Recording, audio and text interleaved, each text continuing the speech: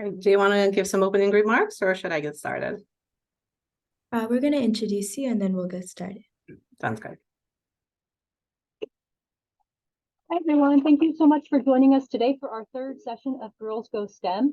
I'm Olivia Howard, and I'm the Teen Services Librarian at Mission Viejo Library. I'd like to begin by introducing you to Anya Promanik, a member of the library's Teen Advisory Board. She developed this program, and she'll tell you a little bit more about it and introduce today's guest speaker. Good morning, everyone. I hope you're all doing well today. Thank you so much to Olivia and Mission Viejo Library for helping me host my Girls Go STEM series. I am Anya Promanik, an ambassador with Girl Scouts of Orange County. As part of my Gold Award project, Girls Go STEM, I'm excited to welcome you all to the third session of my STEM speaker series. The purpose of my project is to expose young girls to STEM and connect them to female STEM leaders from whom they can learn about their life as a girl in STEM. Also, we now have a Girl Up STEM Club. Please join using the link in chat. This will allow you to receive updates and have access to future events. We are about to hear from an incredibly accomplished and inspiring Miss Talya-Schwartz. She is the president and CEO of MetroPlus Health. She has profound insights as a female STEM leader in the field of medicine. Here's a quick reminder of the format. We will have a presentation followed by a Q&A session. Please feel free to submit your questions in the chat and Talya will address them during the Q&A session. There will be a short survey posted in the chat session at the end of the presentation. Please fill out the survey. We will also have a raffle drawing and one lucky winner will be notified through the email ID that you provide. Also, we have a winner from our last workshop and her name is Malika Acuna. I've sent a gift card prize by email. Without further ado, let's give a warm welcome to Talya. We are thrilled to have you with us today, and we look forward to your enlightening presentation. The stage is all yours.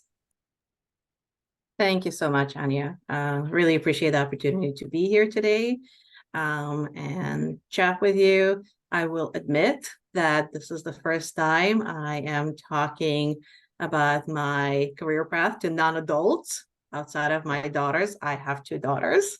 So I'm a big supporter of women and STEM, or really women and whatever it is that they want to accomplish in their lives. So excited about this opportunity. As mentioned, I will talk a little bit about my journey, and then I'll be happy to take questions.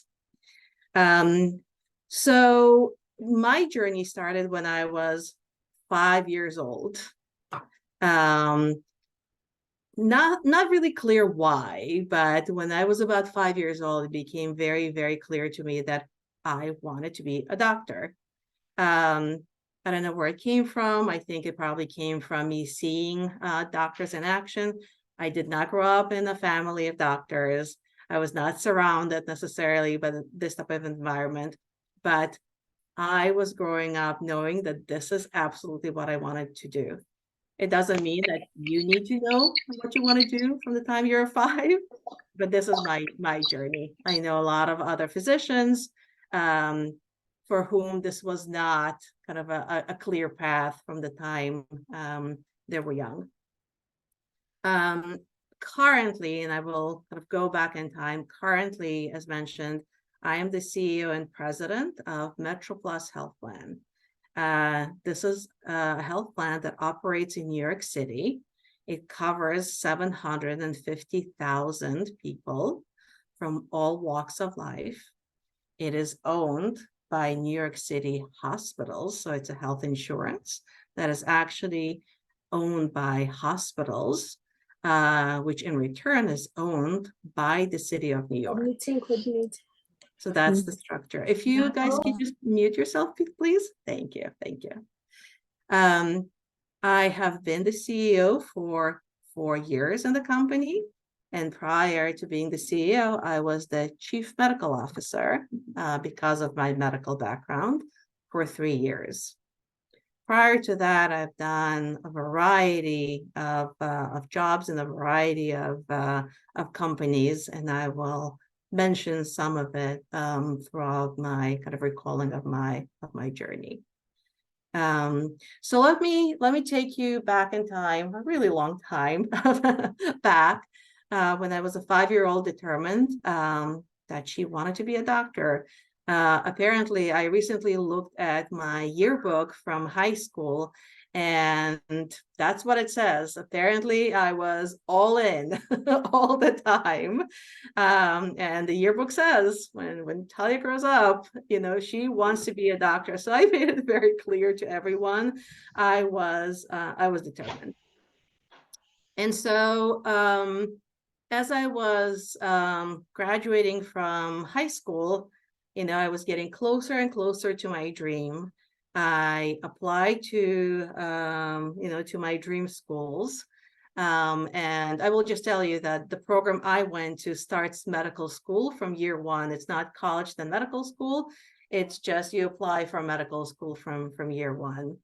And so this years long dream was about to come true until I got rejected.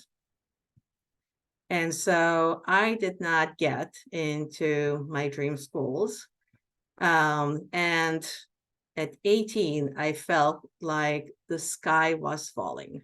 Literally, the sky was falling. It was the end of the world. My dream was crushed, and I had no idea what I'm going to do. Just absolutely no idea, because I knew what I wanted to do, and suddenly I couldn't do it. So that was, decades passed since that time, decades. And I still remember the feeling, that feeling of, oh my God, my dream is crushed. So I spent 2 days in bed, having absolutely no motivation or energy to do anything. And slowly trying to figure out, well, what am I going to do now? How is this gonna progress from here?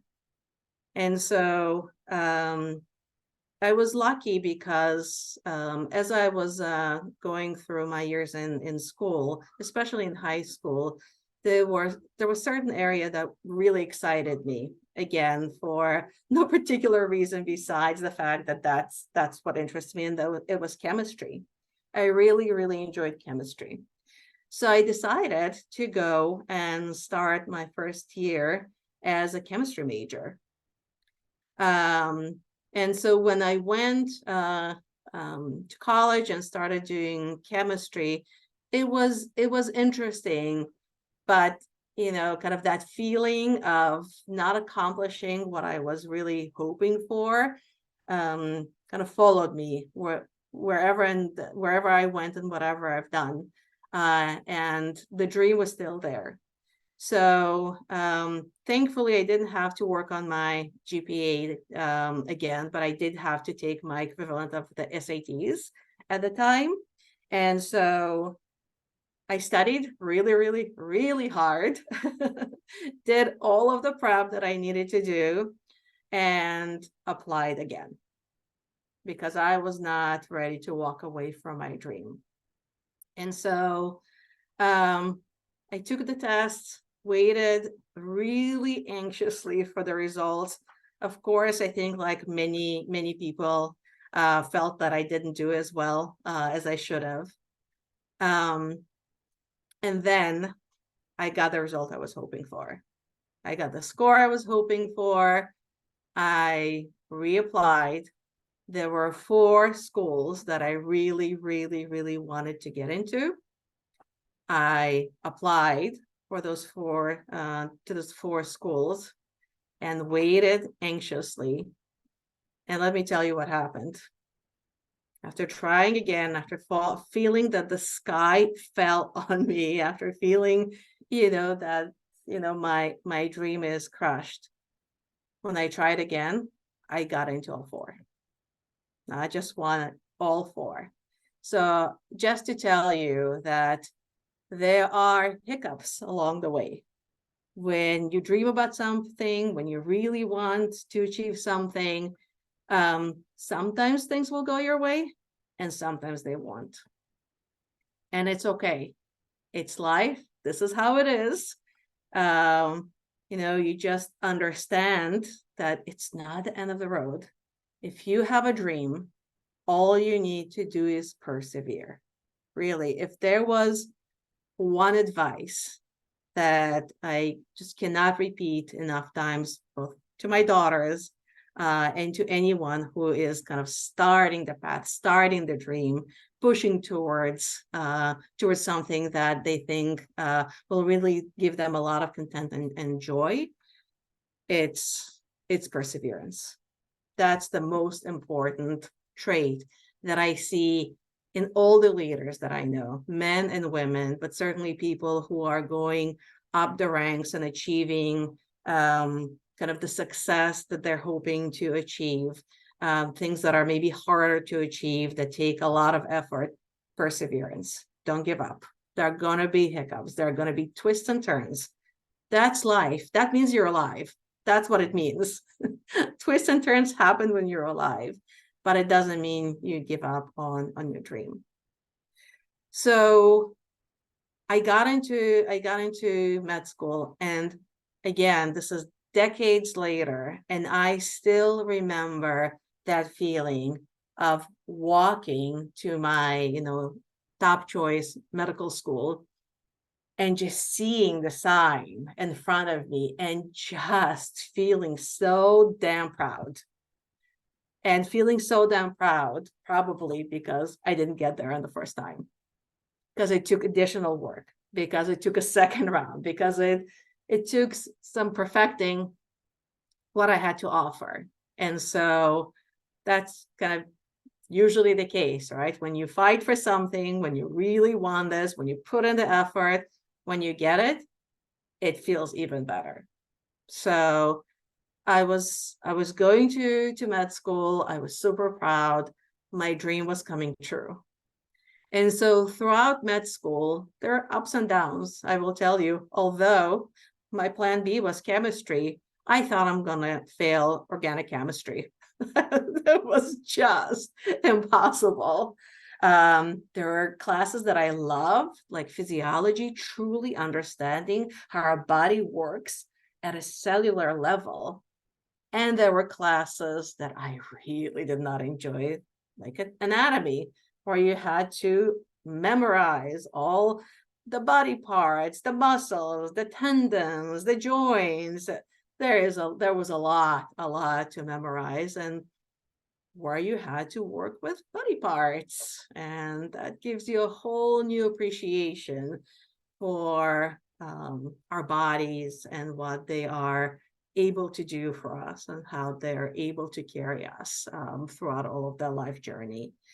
And so while I found the study of medicine to be absolutely fascinating,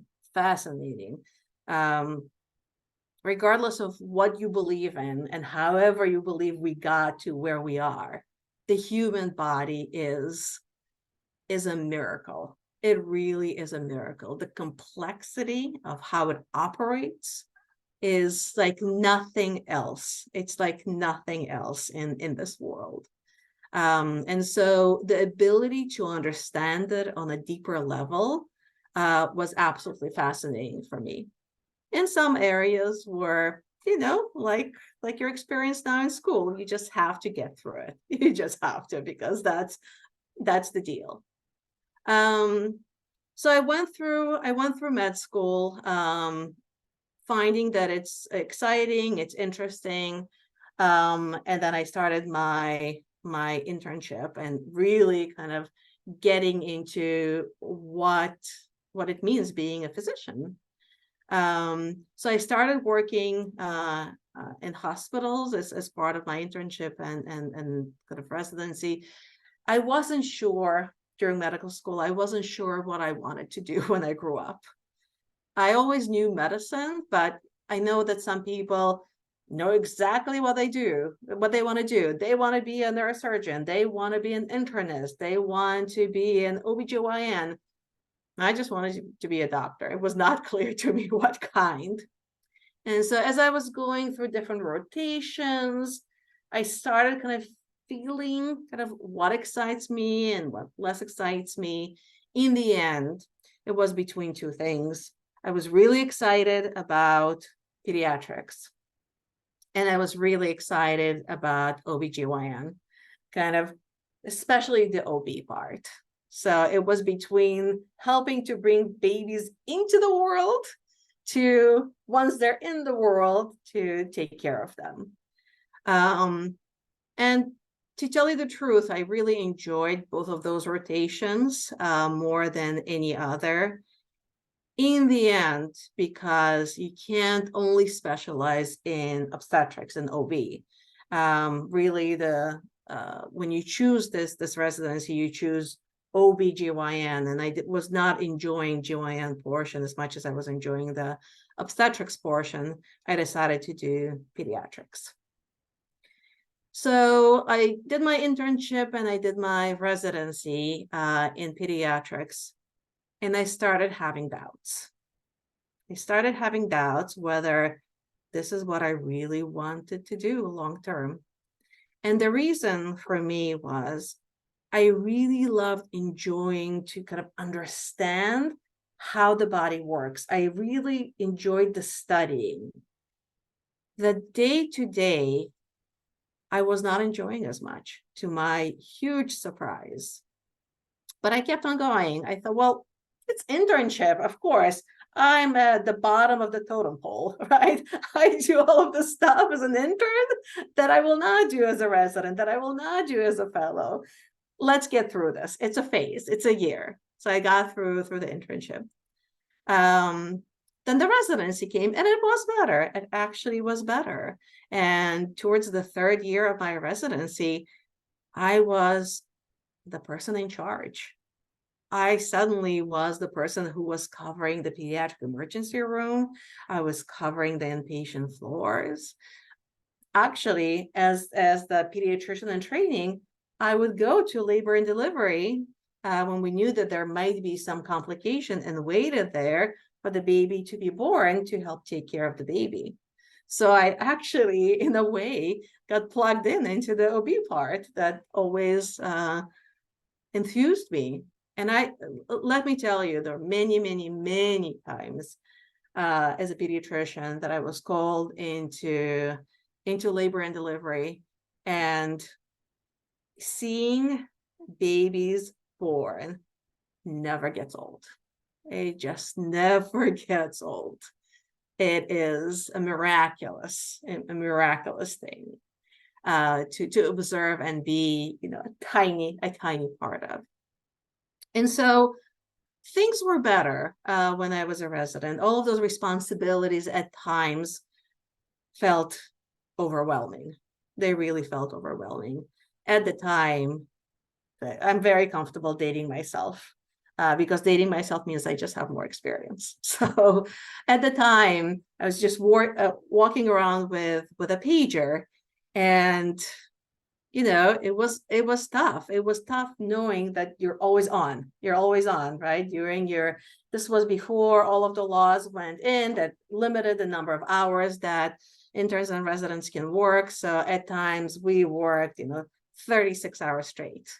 And you would just put your head, because it was like 3 in the morning and there was a little bit of time to take a rest, and your pager will go off, right? And you would go and you would address whatever the urgent matter was. And then you would not be able to fall asleep as tired as you were, because, at least for me, I kept on reprocessing. Was this the right decision? Did I consider all of the factors? Because you're dealing with human lives. You're dealing with things that are really, really consequential, and you're still human and you still make mistakes. So for me, it was never, well, go and kind of decide what the next step or give orders to the nurses to execute. It was always, did I do the right thing? Was it the best course of action? And so it was a little unsettling for me. And really, it's a matter of personality. That's my personality. Always kind of double checking, having critical thinking about my decisions, and making sure that I'm really making the right and the best decision possible. And the doubt of whether this is right for me long term started increasing. So I said to myself, okay, well, this is just residency. let's go and do fellowship. Let's go beyond. At the time, I was really excited about infectious diseases. That means HIV and tuberculosis and malaria. And obviously, you know, all of the less exotic infections out there. It really, really interested me. So I applied for a fellowship and I got into this special program. It included a clinical fellowship. I did my fellowship in infectious disease at the Children's National Center in Washington, D.C. And I chose it on purpose because there are so many diplomats in D.C., people who come from all over the world. So I knew my training will have a lot of experiences. Because really, if you want to be good at something, you want to crave those experiences, you want to crave those challenges. You don't want to kind of choose the path of least resistance. So I said to myself, okay, I had some other options, but I thought this is a good option. It's going to be tough. There are going to be a lot of variety stuff that I've never heard of, but that's how you get better. The other thing that was really appealing to me was that this program offered some additional perks to it. So one, it offered me to do some bench research at the National Institute of Health. So I was part-time a clinical fellow in a hospital, seeing patients and taking care of patients, and part-time actually doing basic research at the NIH that ultimately will translate into clinical research, bed research, and then we'll go into clinical use. And the third part I'm going to mention here in that program was that I had an appointment. I had an appointment as an adjunct professor in one of the local universities in Washington, D.C., which allowed me free tuition in that university. And I'm mentioning all of this because it matters. And so I thought, you know, I'm not sure that this is exactly what I thought it would be, but this has been my lifelong dream. So let me try different avenues. This is what's so beautiful about medicine. There are different angles ultimately for you to take. You can be a full-time clinician, take care of patients in whatever specialty that interests you, and this could be fabulous. You can also be somebody who is doing bench research or clinical research or work with pharma companies and kind of veer into that direction. Or there's a third option that I was not aware at the time, but I wanted to explore. So I was doing my clinical work, my doubts increasing that this is not exactly the impact that I was hoping to have. I was doing the basic research at NIH. It was exciting and really stimulating to understand how basic lab research works, but I was not enjoying it. And so I said, okay, well, what else can I do? And since I had free tuition because of my appointment, I started taking classes in areas that I knew absolutely nothing about. So I started taking health economics, and I took accounting, and I took finance 101, and I took HR management. And as I none of those things I've ever encountered or even thought about when I was in med school, not for 1 second. And so I started taking those classes. And when I started taking those classes, I had a huge revelation that what really excites me is putting together the medicine and the business part into one. And once I realized, again, this was not planned, this was not my course, this is not my dream, but it felt right. It just felt right. And so a year and a half into my fellowship, a year and a half out of 3, I decided to leave. I decided to leave my fellowship. This is after, we're talking, besides schooling, I'm putting aside schooling, we're talking about 12 years of investment. So all of school plus 12. I decided to leave the practice of medicine. And I decided to join a company that specialized in consulting hospitals about technology in hospitals, new trends in hospitals. When I went to talk to my fellowship director and tell her that I was leaving, she was beside herself. She tried to tell me this was the worst decision I could have made, that I put in so much time, so much money, so much effort, and that if I left midway, there's no way back. I will tell you that at that point, my gut feeling was stronger than any logic. This was not about logic at that point. And this, I have to tell you, and maybe your parents will ask you to log off at this point. But for me, the reason I am where I am, the reason I am doing what I absolutely enjoy and love and I'm proud of, is because I allowed myself to listen to myself and to understand what I wanted to do, not what other people thought was right. My parents were besides themselves. They were just besides themselves, really. Everybody I knew, my friends who were doing their fellowship or were finishing their fellowship, they thought I was insane. But I knew what I felt. I knew what I wanted. And I knew that when I started taking those classes and seeing them through a physician's lens, I knew I had a different angle. I knew I had something special, and I knew it felt right. And so despite the fact that everybody advised me against it, strongly against it, I left.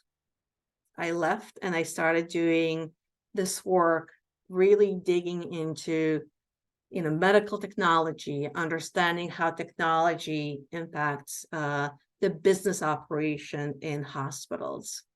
And when I started doing this work, I can't even tell you how happy I was. I went from really doubting myself, being pretty gloomy most of the time, feeling unsettled, to really feeling exhilaration. That's how it felt. I felt excited. And so I knew I made the right choice. I had no doubt. I didn't leave medicine completely. What I've done when I switched, because I thought I might miss it, I kept on working in a pediatric emergency room. So I was working full-time job, really demanding full-time job. I was still taking classes because I wanted to build my knowledge.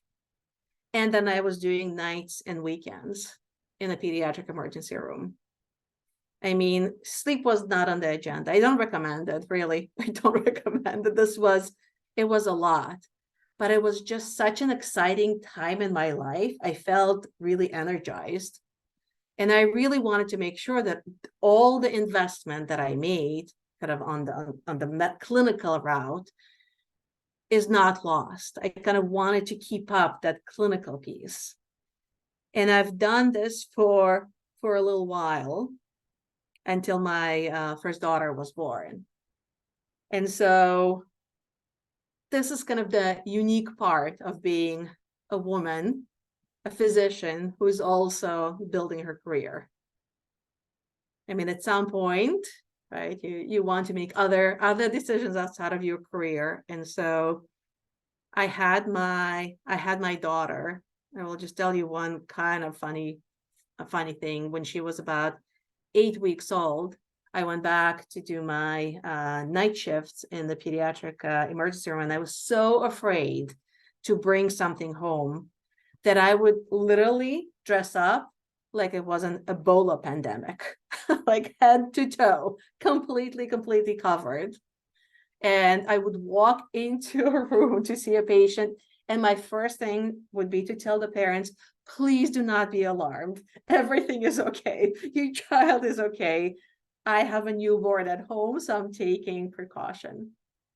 And so I will tell you, it's so important to share a tiny bit, to be transparent about who you are, to have this little conversation. It took 15 seconds, but it immediately alleviated any concerns that those parents had.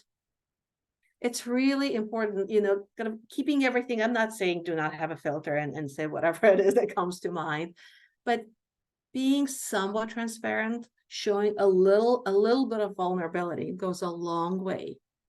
People will relate more to you. They will feel that they can trust you more. They will feel that you're a genuine person.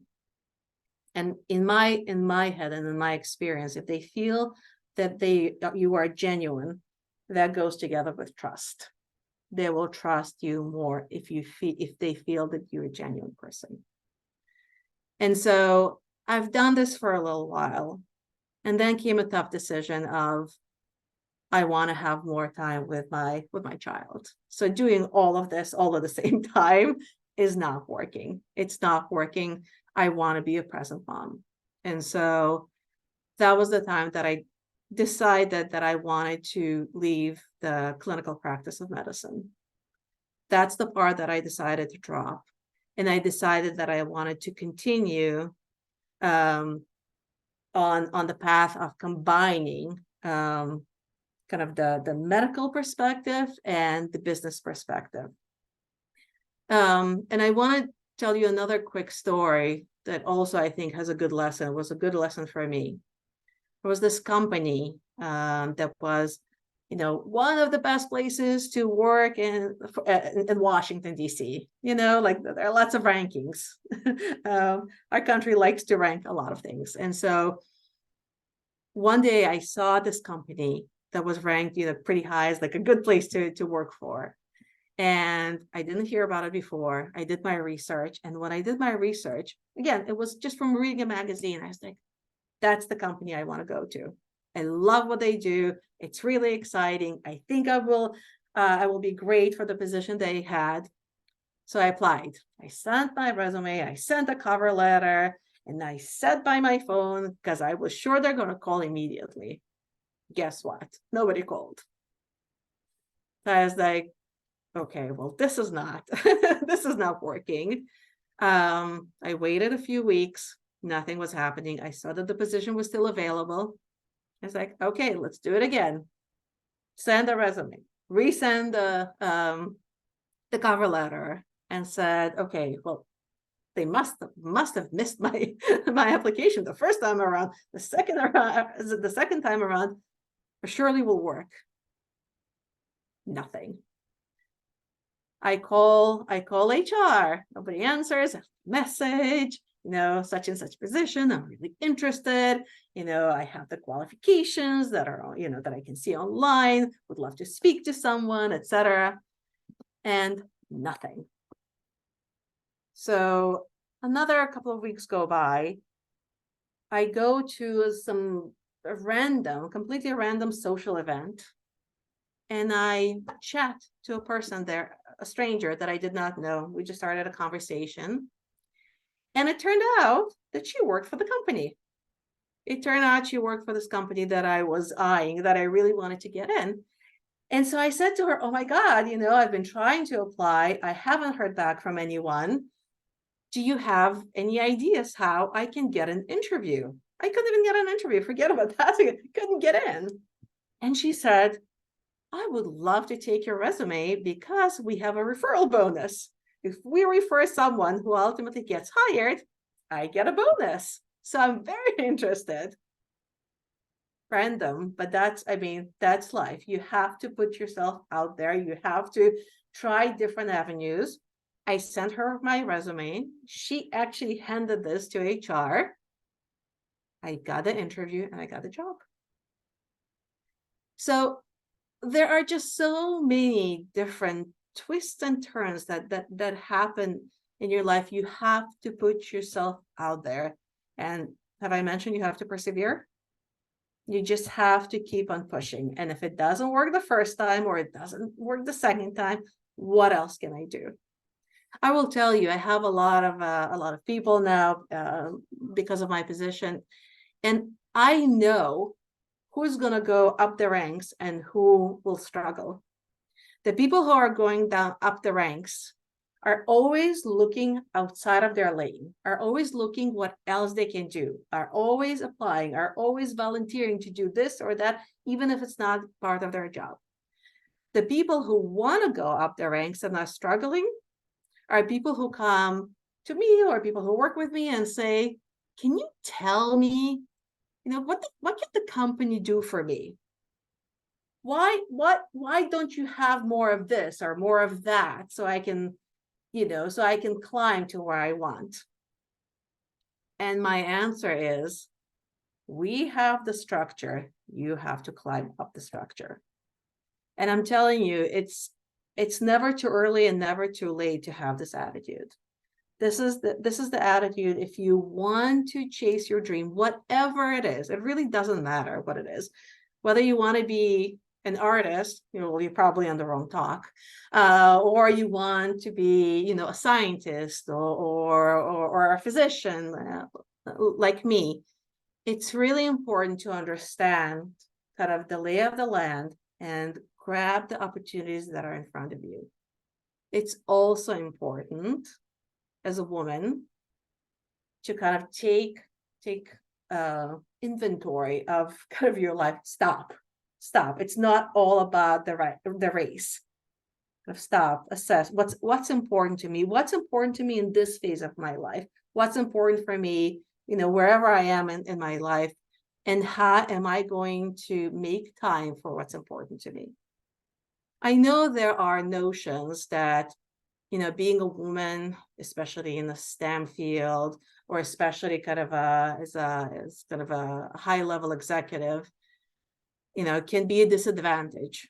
But I want to tell you, and I say this every time I talk about women and careers, I think that women are superheroes.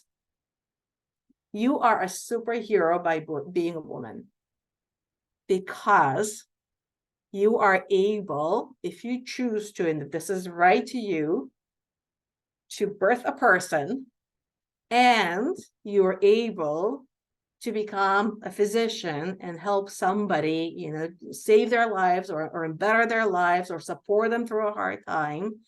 And you're able to be a mentor, first for your kids, and then for whoever, decides to look up to you or follow you or ask for your mentorship. And you are able to do all of those things because you are a superhero. So when people say to me, class ceiling, it's harder, it's obviously, your partner cannot, birth your child, you have to do it, you want to be a mom, you're a superhero. It doesn't mean that you're good at everything you do. Absolutely not. That's not possible. And whoever says to you, you can do it all and you can do it all really well, I will disagree with them. You can do all of it and you will compromise on all of it. That's how it is. Because doing all of it, if that's what you want, kind of to a level of perfection, first, it doesn't exist. But, to a level that maybe, will make you really, really comfortable, that's not doable. You have to accept that if you want it all, you want the career, you want to be there for your family, you want to be, you want to develop yourself as a human being, it means that it's okay. It's okay to sometimes just be good enough. It's totally fine. It's okay to say, you know what, this is not a priority, I'm not going to pursue it. It's okay. That's the way to be successful. You can go, while I don't believe in staying in your lane, while I don't think you should be really, really, really narrow, because I don't know that this is, especially if you're really hoping for, kind of a really successful high-level career, staying in your lane is not enough. Going too broad and trying to do all of it, that's not a way to be successful. That's a way to be anxious, maybe depressed, really stressed. and feeling like you're not really making enough progress. You have to find the right balance. So with that, I mean, I probably could talk for another hour easily, but I'm not going to do that because I know at some point it's hard just to listen. So I would like to open it up for any questions you may have, at any topics that you may have, and I will be happy to try and answer. Thank you so much, Talya, for the presentation. It was very informative and it's really interesting hearing all about your journey. You show that listening to yourself is really key to success, and it's okay to be vulnerable and transparent. It's amazing how you took a different journey in your career than what you anticipated and how you pursued your dreams. And it shows how you don't have to stick to the one thing you start with, and that there's so many avenues available in the world of STEM. You also showed the importance of networking and taking the opportunities available at hand and making the best of them. So yeah, as Talya said, we will now begin the Q&A session. So if any of you have any questions, please feel free to type them in chat and we will address them. And while we do so, I'll just ask one or two questions myself. So Talya, were there any mentors or role models who guided you along your career path? Absolutely. I mean, I have a mentor now, not an official mentor, but I will tell you, it might sound kind of funny to you. My best mentor right now is the CEO of our competitor company. We are direct competitors, but as two female CEOs, she's been the CEO for 17 years. I've been the CEO for 4 years. We have a lot in common. She has the advantage of riding different waves because, again, as I mentioned, life happens. And so there are better times, there are worse times. Neither of us has been through a pandemic. It was the first one for both of us. But she's been through some experiences that I haven't. And so without divulging anything that is kind of a competitive, right, piece of information, we're actually able to have kind of this unofficial mentorship where, I bounce things off her. When you're a CEO, there's nobody really above you. You report to a board of directors. So the board of directors kind of oversees that you're making, sound decisions, that the company is successful, that things are the way they should be, that everything is ethical, etc. But you don't necessarily have kind of the professional oversight. So what do you do? Because I went from being a chief medical officer to being the CEO. And so you find the people who you feel that you can relate to, and she's definitely one of them, and you start building a relationship with them. And so she and I kind of became, good colleagues in a way. We call each other frenemies, right? Because we compete fiercely against each other. But we have so much in common, right? Being kind of the top females, that I come to her for advice more than she comes to me, but she comes to me for advice as well. And I will tell you, especially during the pandemic, the fact that I was a physician CEO was a real advantage. I'm obviously it just happened to be this way, but we found each other having conversations. What should we do with the employees? Should we send everybody to work remotely? Should the vaccines should they be mandated for our employees? We had those conversations, and she actually came to me to ask me about my kind of medical opinion, not just the CEO opinion. So even if you're competitors, even if you're really fiercely fighting over the same business, you can still make this connection that will be really fruitful for you. and especially somebody who does kind of a similar type of job, but is more experienced, they really understand your struggles. They really understand how to provide you the right feedback. So that's one mentor. The other mentor is the chair of the board that I report to. She's a woman as well. So I'm very lucky to be surrounded by women, successful women. And so while she's a lawyer and she comes from a very different background, and she's older than me, she has kind of the wisdom that I'm still hoping to acquire. And so anytime there are complicated interpersonal dynamics, whether it's with board members, whether it's with my executive team, whether it's with other entities, I go to her for sound advice, because I find that her experience, although not clinical, although not in my area, when it comes to interpersonal dynamics, that can be really challenging sometimes. And so she is my sounding board to deal with those complex issues. That's great. Yeah, I think it's really interesting how you had like a mentor who is literally your competitor, but also one of your biggest allies at the same time. So there's a lot of questions actually. So somebody asked, what were the biggest difficulties in the STEM field, like as a woman? Not only that I'm a woman, I'm also an immigrant. You can hear my accent. So when I was just starting my career, I had a stronger accent and even more mistakes in English. And I was a woman. And I would show up to a meeting and I would just see in people's expressions, I would just see it, that they would doubt me. They're like, why are you here? Like, this isn't, like, who are you? And then I would start talking.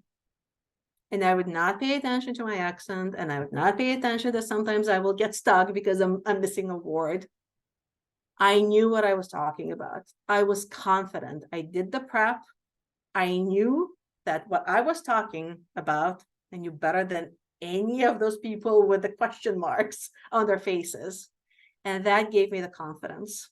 That gave me the confidence, all of this prep, knowing that I can do it. I can answer any question in that area that they would ask me. I knew that I've got this. You have to, and they say, sorry for the cliche, but it's true. They say, fake it until you make it. That's exactly right. My heart was pounding. It was ready to jump out of my chest. Sorry, you can hear my daughter in the background.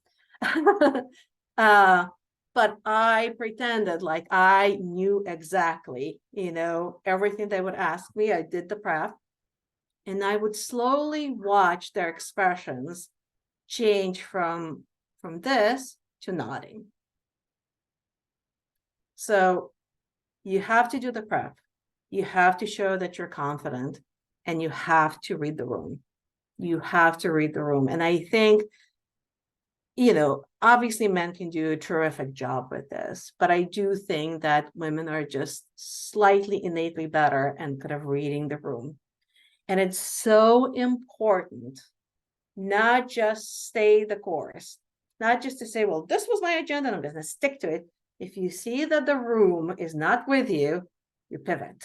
You pivot until you see the reaction that you want to see from your audience. And so while I was getting a lot of kind of the question marks, et cetera, in the end, I was able to kind of bring the room with me. And with that, right, the people who put me in the room felt more confidence in me. I built more confidence, after like a couple of, anxious and sleepless nights, I started building more and more confidence. We'll tell you, the first time I spoke in public, I literally thought I'm gonna faint. I was so anxious. I had everything written out. I just read from a page and I still couldn't do it. It was petrifying. It was absolutely petrifying. But pushing forward, putting yourself in slightly uncomfortable situations, kind of pushing you slightly, not in a ridiculous way, right? Don't be an intern applying to be a chief, right? Like, but the step above, the step that you haven't taken yet, put yourself out there. Know your stuff, do the preparation. You're talking to a company, do all the research that you can do about this company. So you are as knowledgeable as can be, so that the company knows you're a hardworking person, because you don't just say you're a hardworking person, because they see that you've done your research and you came prepared. Show. Tell is important, show is even more important. And this is how you start building yourself. Yeah, that's amazing. I think, yeah, public speaking skills are really important, and showing that you're confident and being prepared is really key to being successful. I'm going to post a link in the chat. This is for the survey and for the Girl Up sign up. So please fill these out if you're a participant, and I will address one more question as you guys see that. So one person said, I'm inspired by your journey and how you stayed true to yourself. What programs did you apply to, and how did you maintain your work and home life balance? Yeah. So the program that I applied kind of to start understanding kind of the business pieces is the healthcare leadership program at George Washington University in Washington, D.C. That I, for me, found to be very, very beneficial. And then I'm sorry, what was the second part? The work-life balance. How do you maintain that? I won't lie. It's tough. It's tough. The more responsibility you gain, the harder it is. But I have one broad advice and one concrete advice. The broad advice, and this is not for you guys yet, later in life, as you build your careers, is surround yourself by the right people. When you surround yourself by the right people, they can help you. They can do some of the things that otherwise you'll need to do. You'll trust them. You don't need to check everything they're doing. You don't need to edit everything they're doing. If you have good people around you, some of the stress and some of the workload goes to them. So that's one. And a really small, concrete thing that actually made a difference for me is the first thing you do in the morning when you wake up is not looking at your email. It is not. For years and years, I would wake up and I would think, well, I have to check my email. I have to see what's going on. And, just to alleviate some of the stress. And I was given this advice. I was not smart enough to arrive there myself. I was given that advice of, it sets the tone for the day. The first activity that you do in the morning, this should not be it. Does not mean that you're not committed. Does not mean that you will not get everything, but this is not the right way. Looking things that potentially are, stressful or urgent, or is not the first thing you should be looking at when you wake up in the morning. Do something that is enjoyable for you. So for me, the first thing I do in the morning is I look at the New York Times. I want to see what's happening in the world.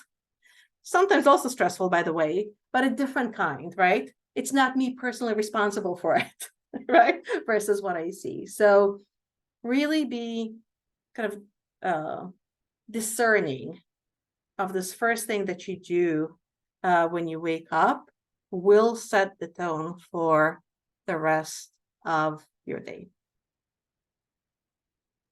That's a really good advice. I actually would probably take that advice myself, because, yeah, I personally tend to look at emails a lot in the morning, but I think I'll change my habits now. So, I hope you all enjoyed the workshop and I hope we could address all your questions. I know there's a few more, but the session's about to end. So thank you, Ms. Schwartz, for your time and for such an informative presentation. We all learned a lot about being a woman in STEM and being successful in the STEM field itself. And thank you to Miss Olivia and Mission Viejo Library again for helping me host this. Thank you to all of you for joining the third workshop of our Girls Go STEM speaker series. I loved all the chat interaction and all the questions. As a reminder, there's one final session in the following week. It's on October 1st at the same time, 12 to 1 Pacific Daylight Time. The speaker will be from NASA in space engineering. Please contact me or Olivia at these email IDs provided in the chat if you are interested in attending. Olivia also linked the Zoom link earlier in the chat if you would want to take that link as well. So thank you, everybody. Thank you. Bye.